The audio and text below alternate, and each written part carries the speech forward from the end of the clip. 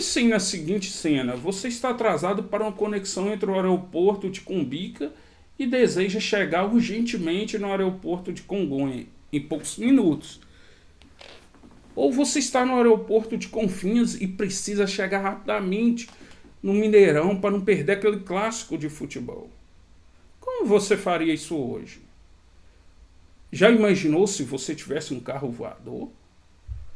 Não, não estou brincando não. Não estou falando também de ficção científica como Star Wars ou a família Jetson. Mas o futuro está chegando. E hoje a gente vai falar de uma das principais empresas mundiais de fabricação de aviões e como essa empresa está querendo inovar num novo mercado que ainda nem existe, mas ela tem uma clareza que assim quando ela tiver o produto, possivelmente ela vai ter um retorno muito interessante. Estou falando do eVTOL, que está sendo desenvolvido por uma subsidiária da Embraer. Fique até o final do vídeo que você vai entender mais sobre isso. Mas o que é esse tal eVTOL? É a sigla em inglês para Electric Vertical Take-Off Landing, ou traduzindo para o português, simplesmente um veículo elétrico de decolagem e aterrissagem virtual. Ele está sendo desenvolvido pela Embraer. Quer saber sobre isso? Então, aguarde que eu vou explicar. Olá, amigos. Eu sou Carino Gomes e hoje a gente vai falar um pouco sobre como a inovação tecnológica pode refletir numa empresa que tem o capital aberto na Bolsa de Valores. E o que os acionistas podem esperar para o futuro dessa empresa? Estou falando da Embraer. A Embraer, ela surgiu na década de 60, quando o brasileiro Osiris Silva convenceu o governo militar à época a iniciar prospecção e construção de aviões dentro do Brasil, para atender uma demanda dos próprios militares, ou seja, das Forças Armadas, mas também uma demanda de uma indústria que estava crescendo muito na década de 60 e 70, que é a indústria de aviação civil. Ou seja, havia uma demanda muito grande no mundo inteiro para que as pessoas deslocassem em velocidades cada vez mais rápidas. Naquela época, o navio, o carro, o trem já não supria a necessidade que as pessoas tinham de viajar de forma rápida. A Embraer surgiu em 69, quando Osiris Silva, um engenheiro, conseguiu convencer o governo militar a investir numa empresa de fabricação de aviões dentro do Brasil. Isso seria importante, primeiro, para suprir as necessidades de parte da demanda das próprias Forças Armadas por aeronaves e também a demanda de uma crescente indústria mundial de aviação. Assim, a Embraer lançou seus primeiros produtos e esses produtos foram o avião Bandeirante, o Tucano e o Ipanema. Já na década de 80 e 90, o Brasil passou por profundas crises e a economia estagnou, a inflação disparou. Acontece que em 93 a Embraer estava com muita dificuldade de se manter.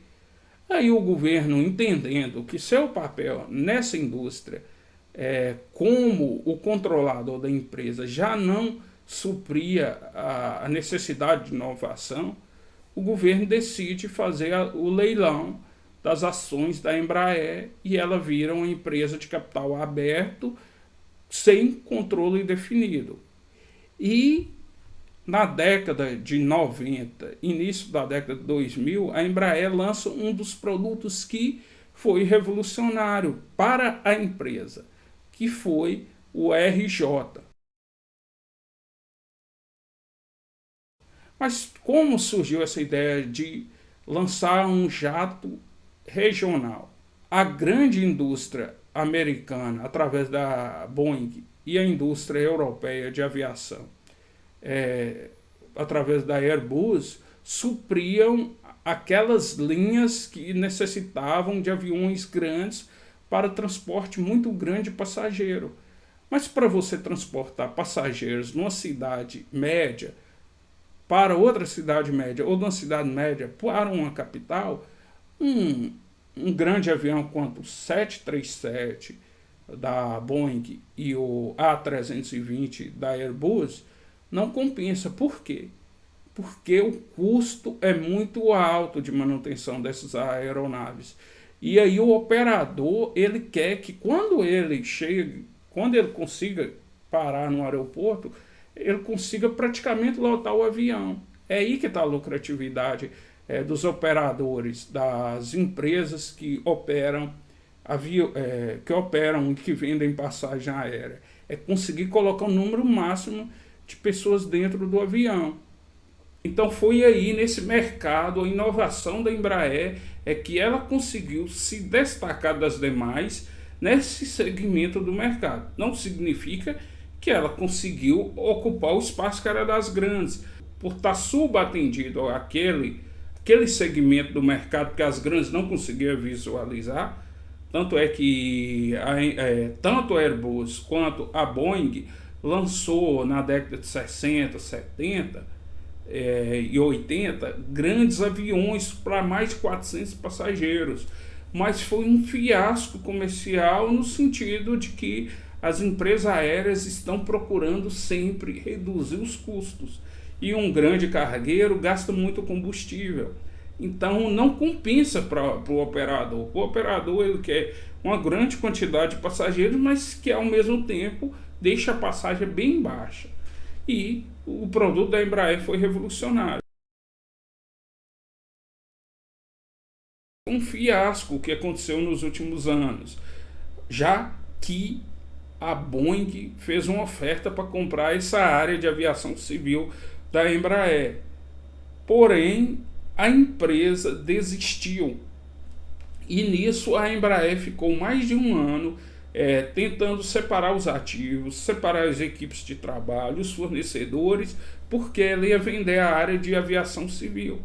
E no final do contrato, quando já era o momento da Boeing fazer o pagamento por essa área da Embraer, a empresa fez o cancelamento unilateral do contrato.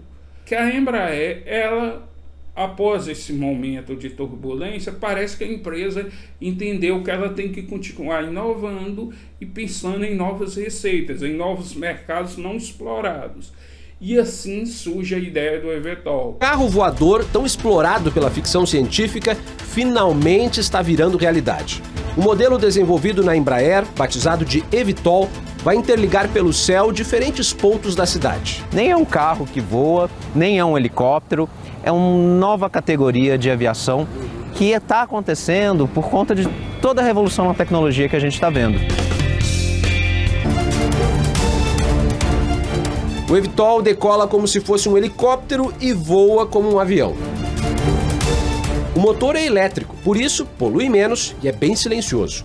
A ideia é que os veículos sejam de uso coletivo e integrados ao sistema de transporte. E esse veículo vai funcionar da seguinte forma, como se fosse uma linha também, uma rota aérea, ligando um bairro da cidade até outro bairro, um aeroporto até outro aeroporto. Por exemplo, em cidades que tem mais de um aeroporto, tipo Rio de Janeiro, que tem um aeroporto Santos Dumont e o Galeão, uma viagem de carro pode demorar mais de meia hora.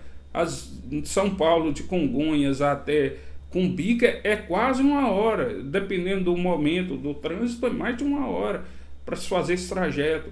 E o eVTOL conseguiria fazer isso em poucos minutos.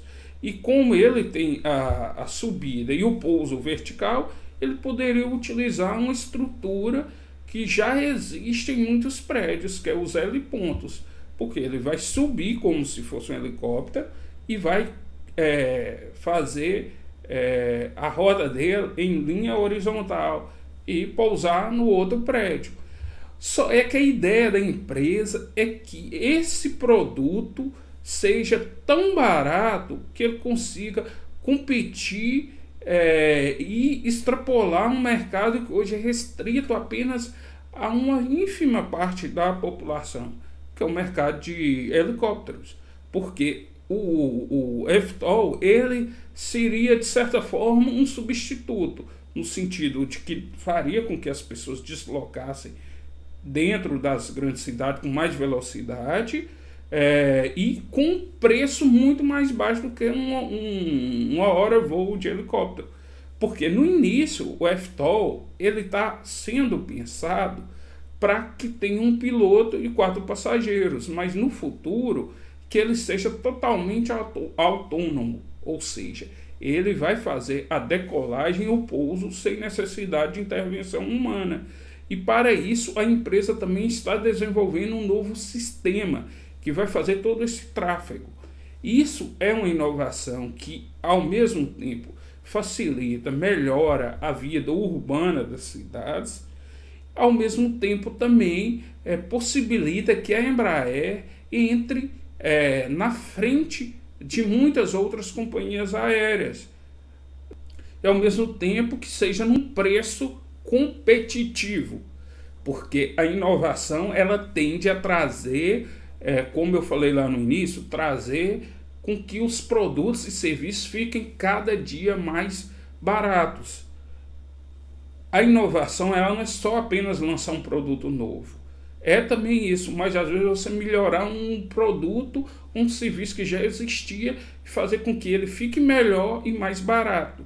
A partir da década de 60, 70, computadores foram desenvolvidos. Tem aqui, que vocês estão vendo aqui, a imagem do MyFrame, que era grandes computadores fabricados pela IBM e que apenas cumpriam um papel de fornecer para grandes empresas muito gigantescas, para agências do governo e às vezes uma ou outra universidade também muito rica, que é muito inovadora também.